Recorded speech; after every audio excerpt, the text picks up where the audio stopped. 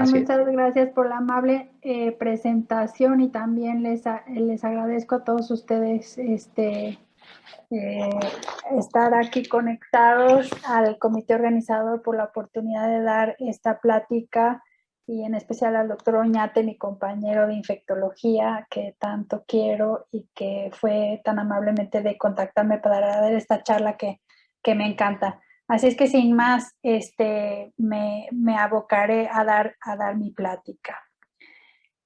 Entonces, ¿ustedes qué piensan? ¿Se necesita una perspectiva de género para tratar el VIH? ¿Son diferentes las mujeres y los hombres? Bueno, pues de esto voy a tratar de convencerlos de que sí, aún necesitamos una perspectiva de género para tratar el VIH.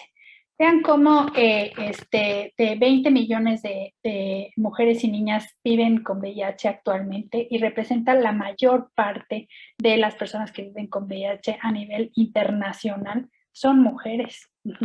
Y solamente el 73% de ellas reciben tratamiento antirretroviral.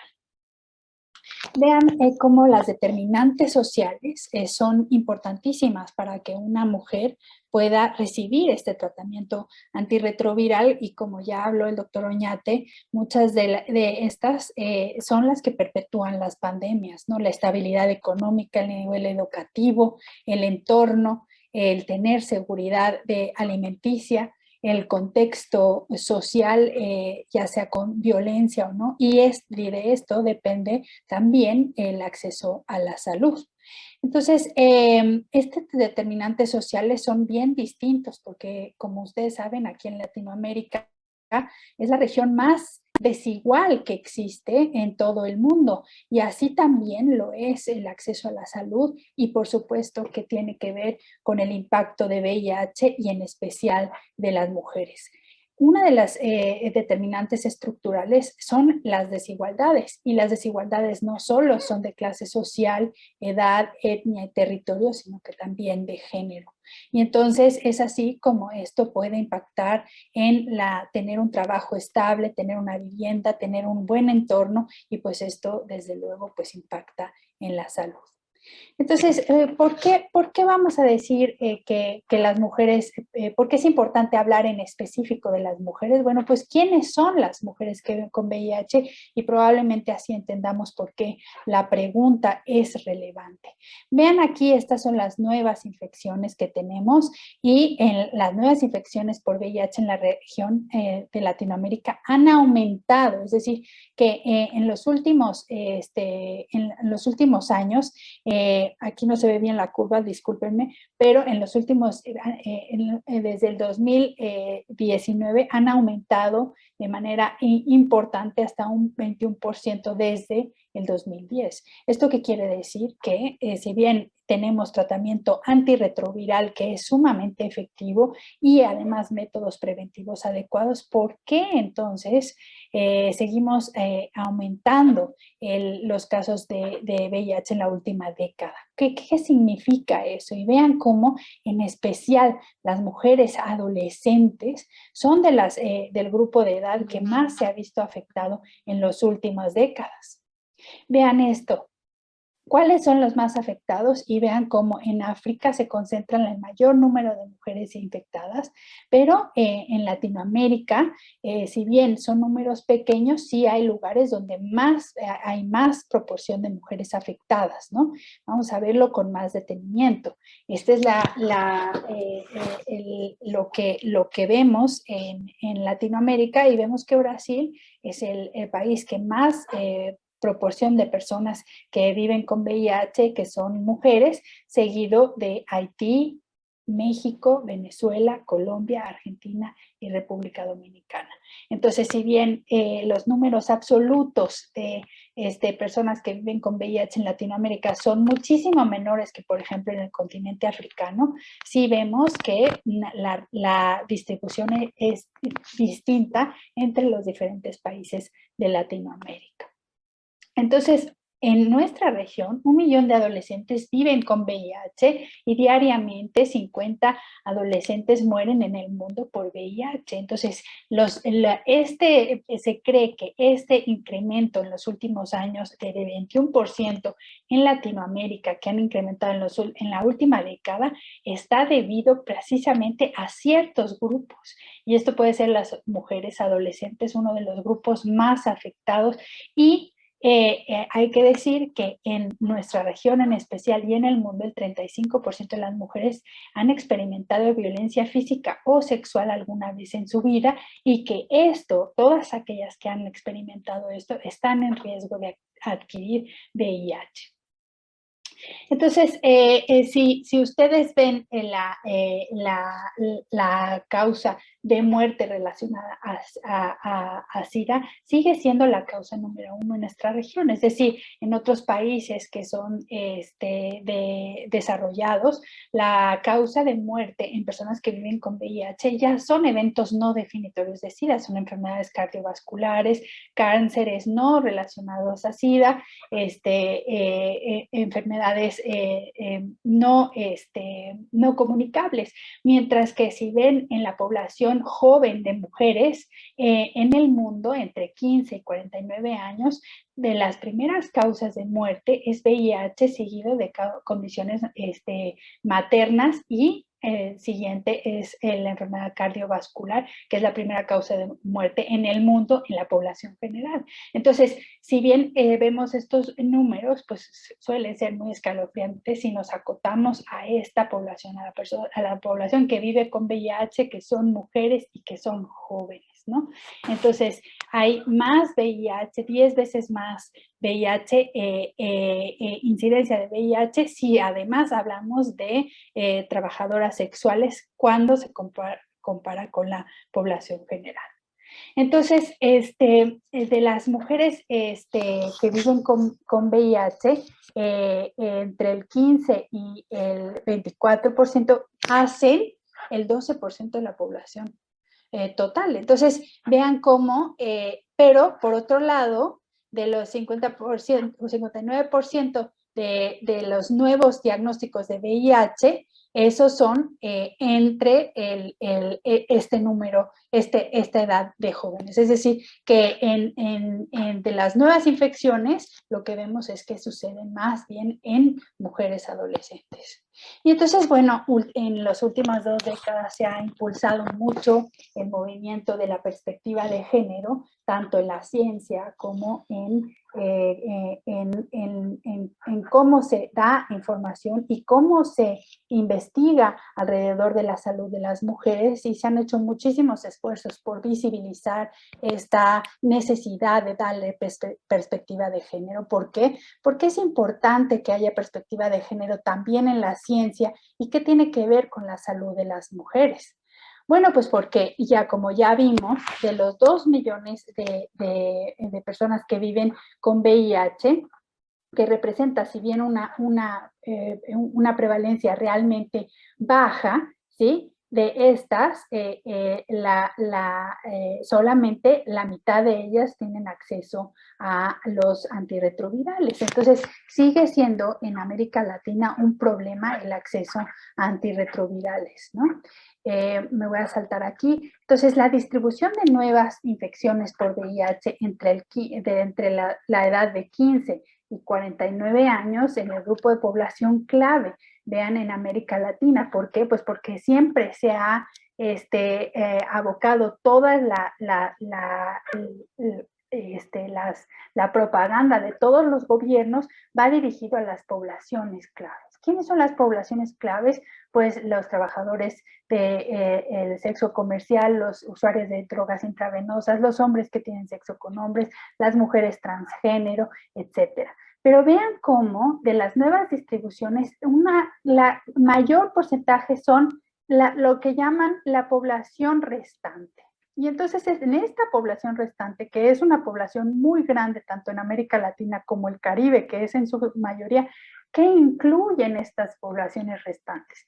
En estas poblaciones restantes son los que no necesariamente son a los que se les dirige los programas de detección oportuna, la propaganda, etcétera, y probablemente aquí están incluidas las mujeres. Es decir, que prácticamente si ustedes han tratado personas que viven con VIH, sabrán que todas las mujeres que se diagnostican no se percibían en riesgo. ¿Por qué? Porque no son consideradas, o sea, su percepción de riesgo no está ahí, porque ellas normalmente se enteran o porque sus parejas se les diagnosticaron VIH o porque sus hijos están enfermos y les acaban de diagnosticar VIH. O sea, es por terceras personas o porque ya están muy enfermas. Y entonces, ¿por qué? ¿Por qué sucede esto? Porque la mayor parte de las mujeres que se infecta de VIH, como ya dijimos, es normalmente el 70% de estas nuevas infecciones en ellas principalmente son de parejas estables, ¿no? Entonces, y además que en una tercera parte de las mujeres que experimenta entre 15 y 49 años ha declarado haber tenido algún acto que implicara violencia física o violencia sexual en estas edades. Y entonces ahí en este tipo de abusos es mucho más probable la adquisición de infecciones de transmisión sexual.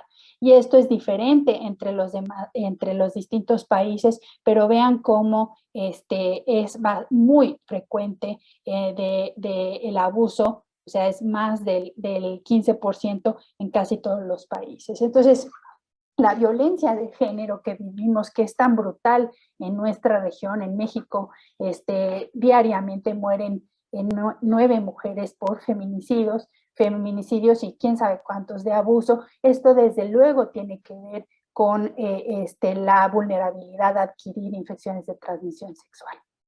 Entonces, las medidas para prevenir la propagación de COVID en cuarentena, fíjense que pues una de las cosas que pasó en la cuarentena es que aumentó la violencia intradomiciliaria y que esto probablemente pudiera haber afectado también la nueva adquisición, sobre todo en el grupo de adolescentes, que es el que más ha crecido en las últimas décadas. Entonces, vean esta encuesta que se realizó en la Clínica Condesa de la Ciudad de México, que no sé si probablemente conocen, que es de la clínica más grande de Latinoamérica, donde se atienden a más de 16,000 personas que viven con VIH y donde la proporción está más concentrada en hombres que tienen sexo con hombres, y que las mujeres siempre lo vemos como un problema menor, no estamos tan enfocados en ellos, pero si hacemos un análisis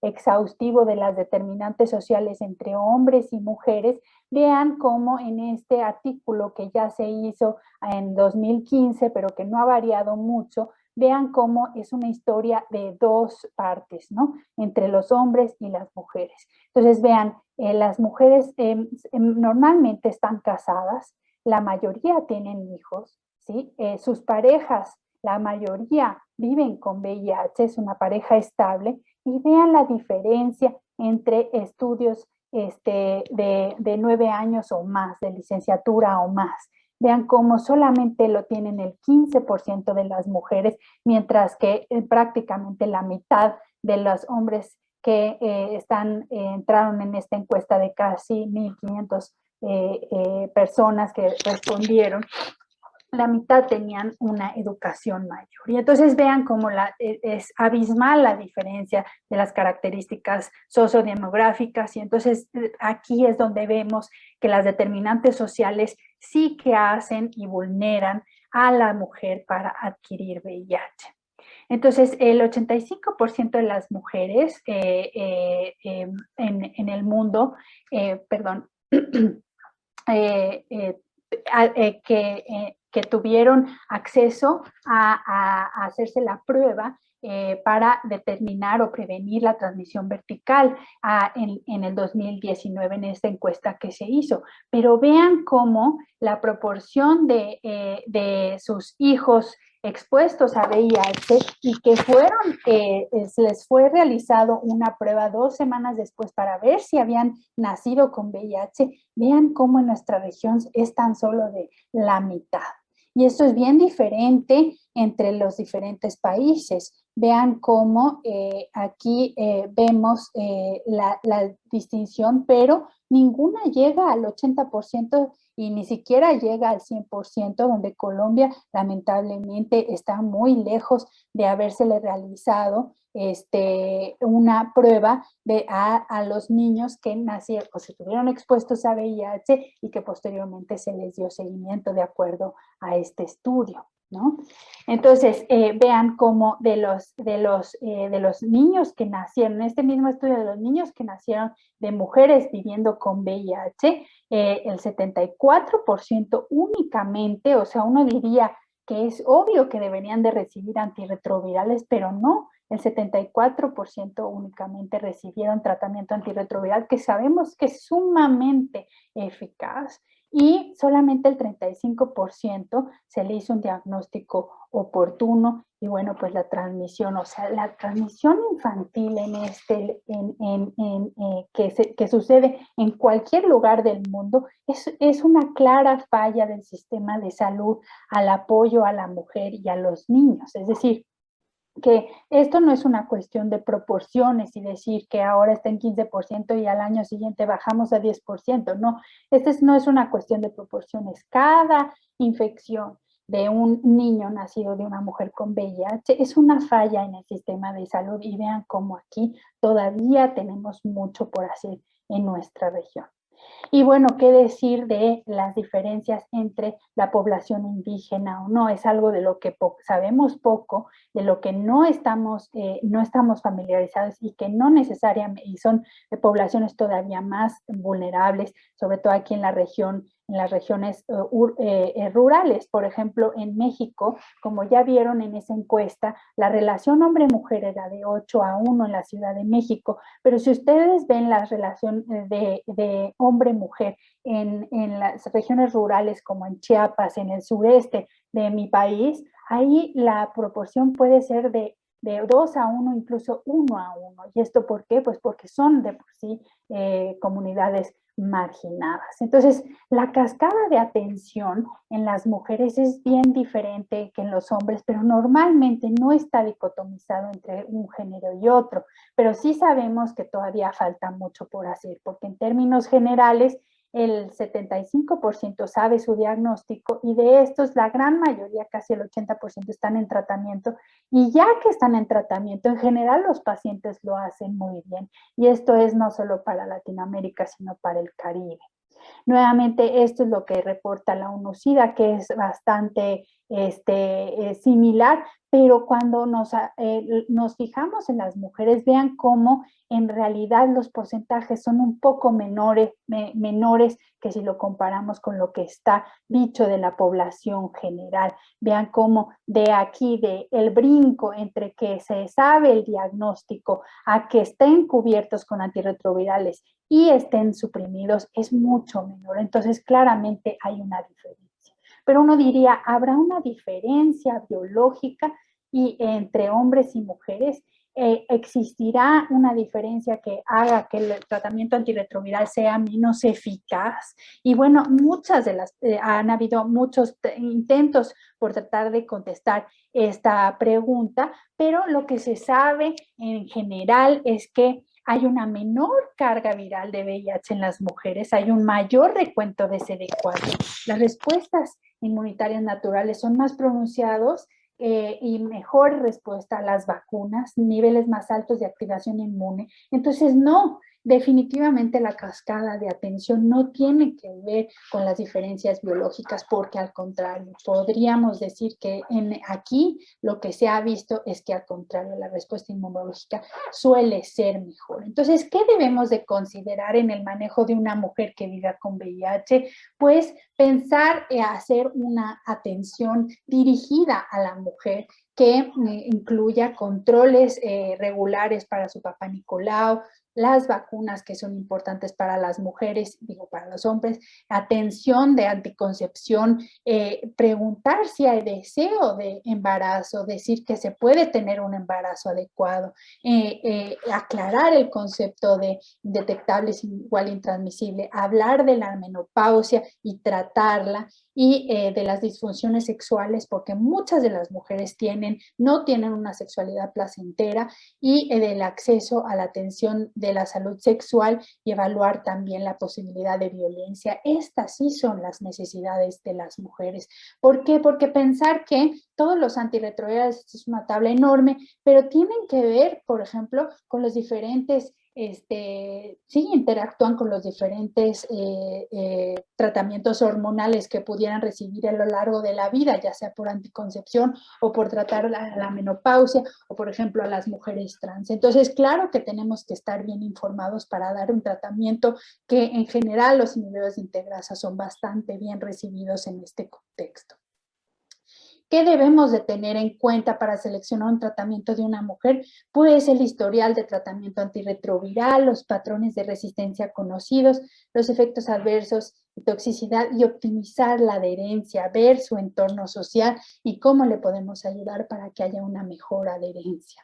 Entonces, elegir el tratamiento tiene que ver con muchas cosas, con el potencial de tener hijos, con el aumento de las comorbilidades y con las interacciones de las drogas. Acordarnos que las mujeres son adolescentes, edad fértil, embarazo, menopausia, etcétera, pasan por muchísimas etapas que las ponen en diferentes condiciones, y depende de eso tenemos que dar nuestra atención y probablemente dirigir el tratamiento. Entonces, pensar siempre cuando selecciona uno el tratamiento antirretroviral, la potencia, durabilidad, toxicidad, tolerancia, resistencia, de acuerdo a lo que está pasando la mujer, y en especial, ojo, en el embarazo, ¿no? Tener una eficacia y que no haya toxicidad materno-infantil, teratogenemidad, su farmacocinética y farmacodinamia, el peso el paso transplacentario, etcétera. Entonces, todas estas condiciones hay que evaluarlas, y en general los fármacos nuevos son bastante amigables también aquí. Pero uno de los problemas es que se considera a las mujeres embarazadas y a los niños como población vulnerable. Y entonces se ha hablado cada vez más en el mundo del VIH, es decir, que la no inclusión de las mujeres en el embarazo en los ensayos clínicos las vulnera aún más, ¿no? Entonces, en general, las mujeres representan solamente el 20% de los estudios en general, aun cuando no estén embarazadas, y las embarazadas en realidad casi no se hacen ensayos clínicos en ellas porque se consideran población vulnerable. Entonces, solamente están presentes en el 11% de los estudios de cura, ¿no? Y en el 38% de los estudios de vacuna. Entonces, aquí hay una necesidad, una brecha importantísima que tenemos que llenar, dado que las personas, la población femenina es la más afectada a nivel mundial en cuanto al VIH. Entonces, debemos de hacerlo mejor para los que nos dedicamos a la investigación, en la inclusión de la participación de las mujeres en todos este tipo de ensayos clínicos. Y bueno, si nosotros, por ejemplo, ponemos VIH en Latinoamérica o VIH en África, vean aquí cómo se ven los artículos, ¿no? Y en realidad, o sea, vean cómo en Asia y en Europa, pues la cantidad de artículos, 23,000 contra 1,422. O sea, nos falta muchísima información de nuestra región. ¿Por qué? Porque probablemente en nuestra región hay menos recursos para la investigación, pero el no tener información local, nos hace también tener una decisión que probablemente no se pueda traspolar, ¿no? Los resultados de otras regiones no necesariamente nos aplican a nuestra región, y por lo tanto esta es una invitación a seguir aportando y haciendo más investigación local para nosotros. Finalmente, quiero terminar diciendo que menos del 30% de los médicos y científicos en posiciones de liderazgo son mujeres, ¿no? Entonces, si bien en las escuelas de medicina estamos al 50%, en realidad los que son tomadores de decisiones no llegan ni al 20%. Esto sucede en México, sucede en Chile, sucede en toda Latinoamérica, y esto hace también que se hable poco de las mujeres. ¿Por qué? Porque si nosotros buscamos del 1980, este es un ejercicio que hice con mis alumnos, de 1980 al 89, y hablamos de, metimos en un buscador los artículos que tenían que ver con modelo de transmisión, que es algo muy neutral, ¿no? Pues las mujeres realmente no estuvieron representadas, aumentaron en las siguientes décadas, ¿no? Pero siempre predominando las mujeres. Pero si, por ejemplo, metemos en el buscador transmisión de infección por VIH en mujeres, prevención y medidas de tratamiento en mujeres embarazadas, lactancia materna, riesgo de transmisión de VIH, o sea, temas que competen a las mujeres, vean cómo los autores mujeres son mucho más. Es decir, lo que quiero decir es que las médicas y las investigadoras tienen que estar en más posiciones de liderazgo porque somos nosotros las mujeres las que normalmente nos dedicamos a investigar los problemas de salud de las mujeres y aportar a la ciencia en cuanto a los problemas de salud de las mujeres. Así es que por eso, no solo la atención de VIH tiene que tener perspectiva de género, sino también desde el punto de vista de cómo se produce la ciencia alrededor de la salud de la mujer. Y con esto quisiera nada más terminar diciendo que la desigualdad de género ha impactado en la pandemia sobre las mujeres porque nosotros normalmente tenemos que asumir, ya sea, muchas de las mujeres se vieron la necesidad de asumir el riesgo de contagiar a su familia, renunciar a su trabajo por cuidar a su familia y no asumir el riesgo, pero separarse de su familia por seguir con su trabajo. Muchas mujeres estuvieron en esa condición antes de que llegaran las vacunas. ¿Por qué? Porque las mujeres solemos ser cuidadoras primarias no solo de nuestros hijos, sino de nuestros adultos mayores. Entonces, con esto les quiero fomentar esta idea de que nosotros podemos y de que fomentemos la mujer en la ciencia y la perspectiva de género en la atención de las mujeres que viven con VIH.